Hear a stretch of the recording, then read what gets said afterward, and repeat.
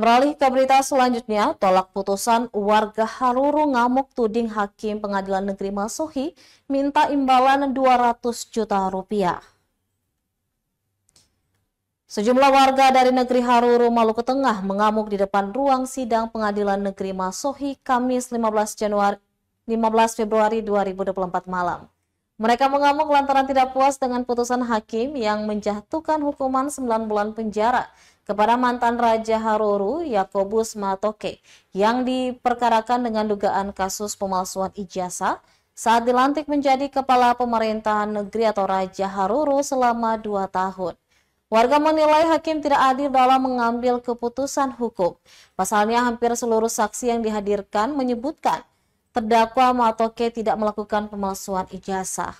Parahnya lagi, puluhan warga ini pun menuding Hakim Ketua Bulbul Usman Reza yang memimpin sidang putusan kasus itu sempat meminta imbalan 200 juta rupiah untuk memutuskan bebas Matoke.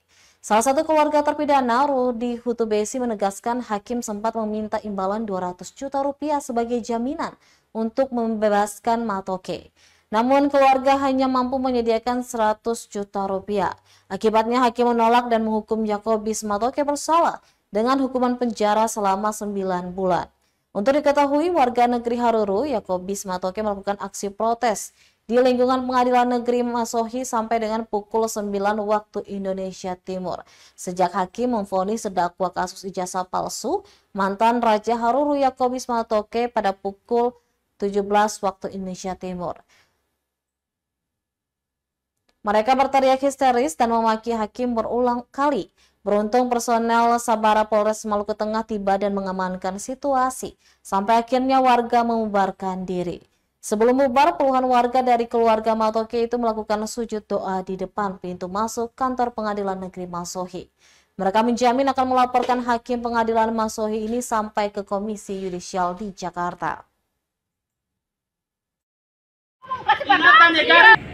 Ternyata apa? Tuntutan hakim 3 yang terhormat tadi tuh. Biadab. Dong tuntut di sana Bapak masa ijazahnya palsu. Ijazah palsu. Ya. Sementara Bapak pun teman-teman angkat kata saya pakai ijazah. Iya. Surat keterangan palsu, kata itu Bapak yang paksa. Bapak paksa bagaimana? Kalau paksa ada bayar. Tadi Bapak dong sempat kasih tunjuk. Juta. Putusannya bebas murni. Siapa minta? Kehakiman tuh Pak. Oh, hakim. Ya, hakim bilang ke Bapak minta. langsung? Hakim minta lewat ketua pengacara. Oh begitu, ya. Katong bilang katong sempung uang kasihan. Katong ini orang susah. Apalagi katong Bapak pun ditahan ini cukup lama. 4 bulan, 5 bulan hampir. Katong lalu ikuti terus. Katong ikut saja.